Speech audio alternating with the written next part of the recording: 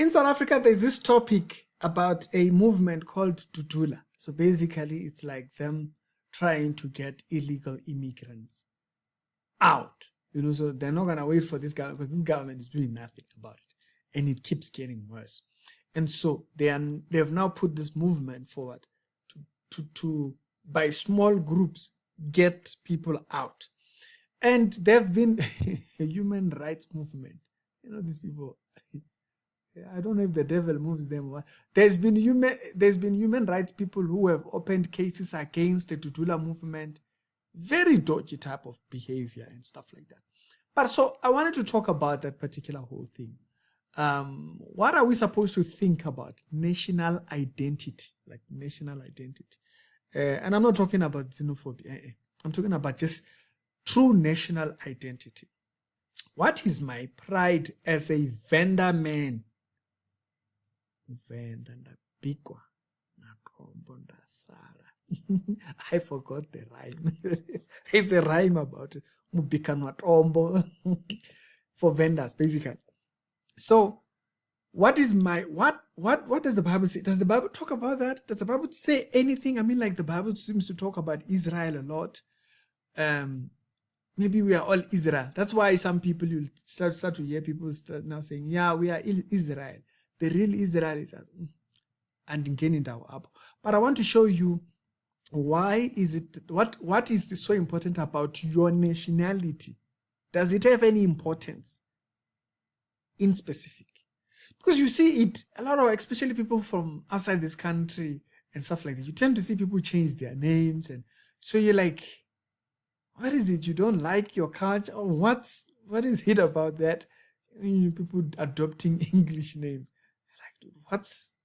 But anyways, that's over there. Besides, but the first point that kind of comes up in subject matter here is the period of the Antichrist. If you actually think about the time of the Antichrist, the Bible is very clear. Before I give you verses about what does the Bible say, how far does your national identity actually go? You'll be shocked. For some people, they might have not even realized it goes as far as I'm about to show you. I'll show you some verses. If you listen to the kingdom that is described in the book of Daniel and also the book of Revelation, it's very clear that towards the end, there's going to be an attempt to crush individual country existence. So to just be no borders. There is a clear mark. He talks about 10 nations rising and whatnot. Is that there's the idea of 10 nations rising is not that we are forming new nations. No. It just means that now we create borders, much larger borders, and out of those larger borders, we'll try to govern. So basically, South Africa will just be United African United, basically. So basically, Africa will just be one continent. America will just be like one whole thing, and Mexico and whatnot. And then the European nations, Germany, all those places will just become one. So this is what it kind of references. It talks about 10 nations rising, meaning they try to demolish all nations to bring about a set of countries by unions. Now, let's be very clear what happens in the Bible. That system fails. Yeah, they're going to try to do that. That system is going to fail. And so people who keep saying that the end it's like tomorrow. No, we're not close, because there's still that growth attempt that's going to come where they're going to try and build a united idea of thing, and even currency at that point.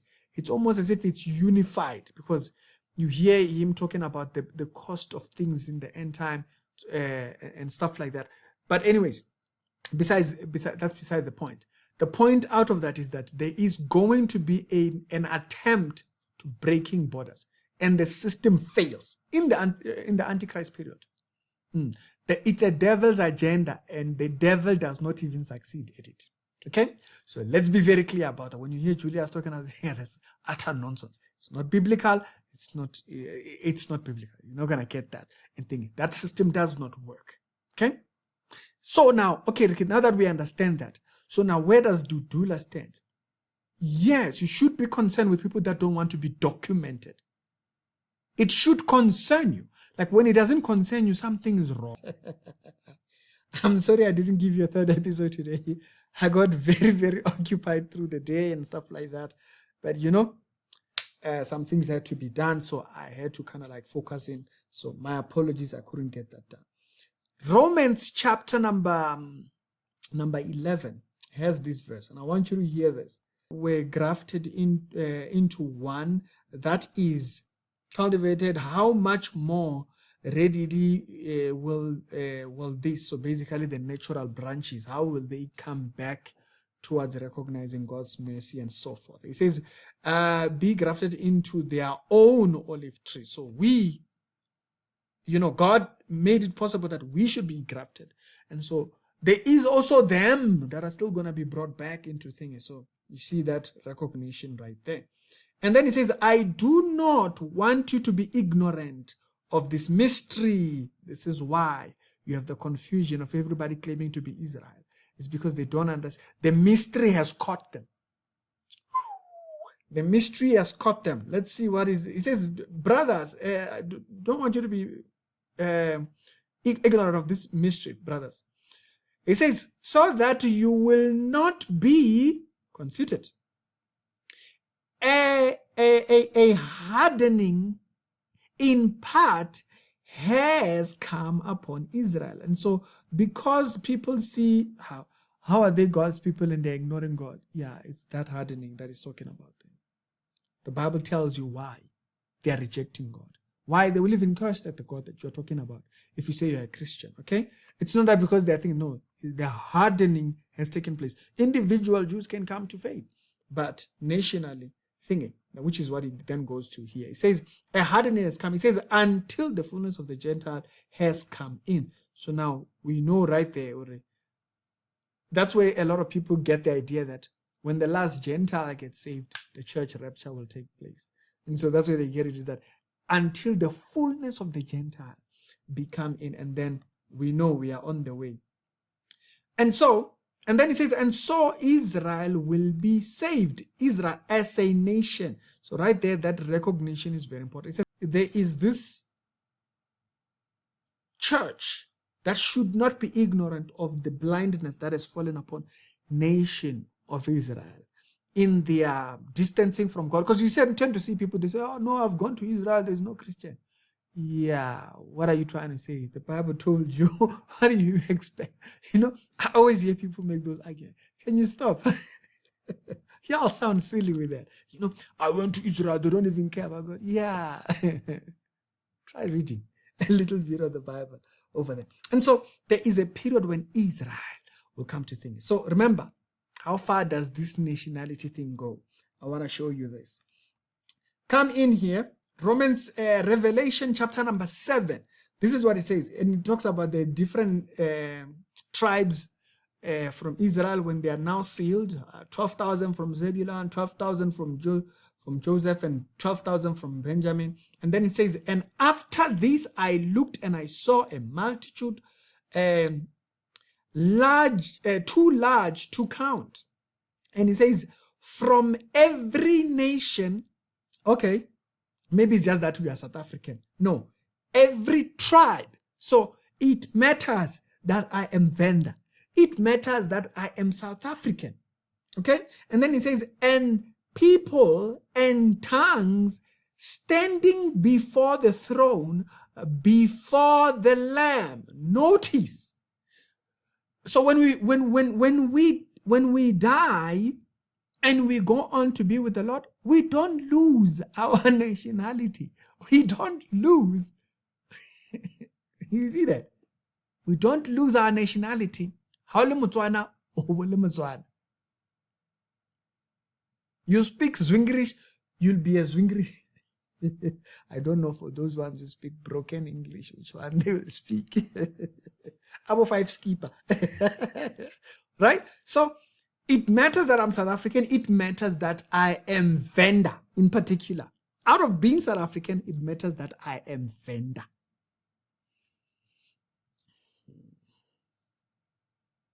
So it goes all the way unto eternity. Now, I want to show you even further verses, okay, about this. And it says, and they were wearing white robes and holding palms in their arms and ta-ta-ta-ta, and he speaks about them going further, right? All right. The next chapter, this one is one of my favorites, Revelation chapter number 21, speaking about the New Jerusalem. Do you see how far this subject matter stretches? All the way to the New Jerusalem. What does the verse say? It says, and the city has no sun, no moon shine on it, because the glory of God illuminates the city, and the Lamb is its lamp, right? And then it says, by its light, the nations will walk. Nations will walk, and into its into it the kings of the earth. Notice the recognition of where the authority was. The kings of the earth will bring their glory. There's something about, they'll bring what? They'll bring their oh yes, that's what the Bible says. And its gate will never be shut, and so forth. And it talks about the bliss of what you see in the New Jerusalem. But there's something of glory within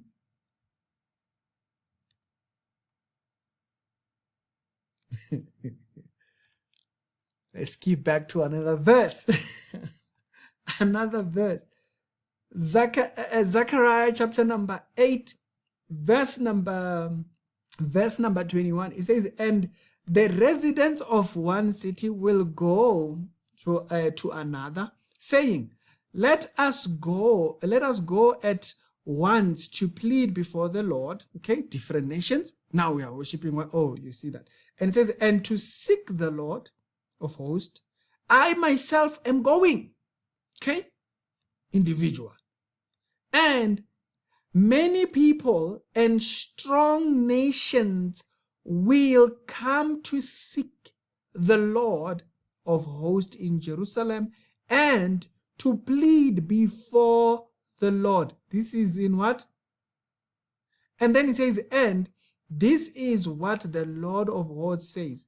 In those days, 10 men from nations on every tongue tied their grips and hold the Jews and said, we shall walk, we are going with you to worship thy God. So notice here,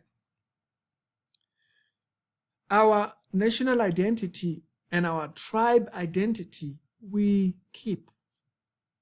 We don't all become Greek thingy. Now that does not mean that you won't know other languages or you are not able to learn other languages.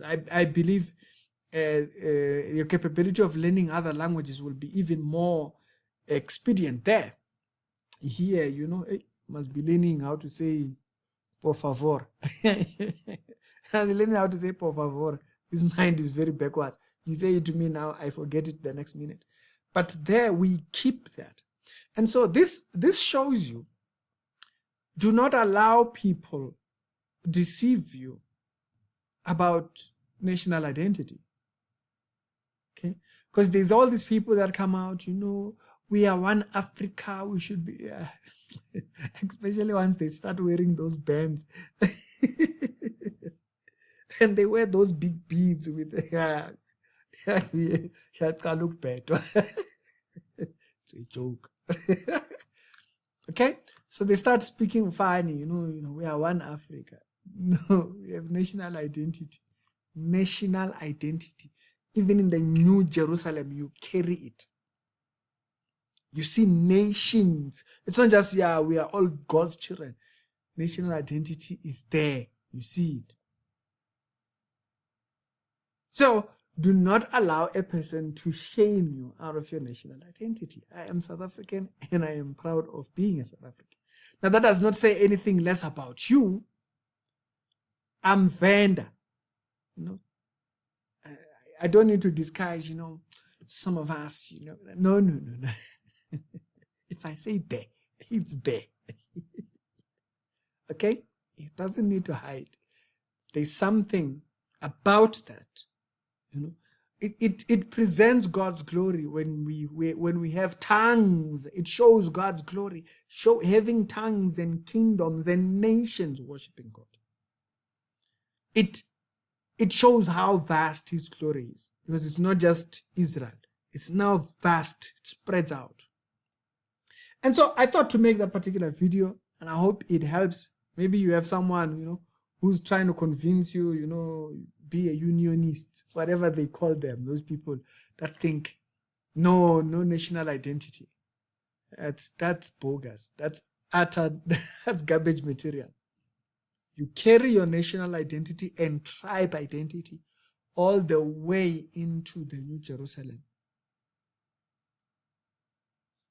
Think about that. It's Ricky, and I'll see you on the later on other episodes down in the pinned comments. Y'all have a blessed day.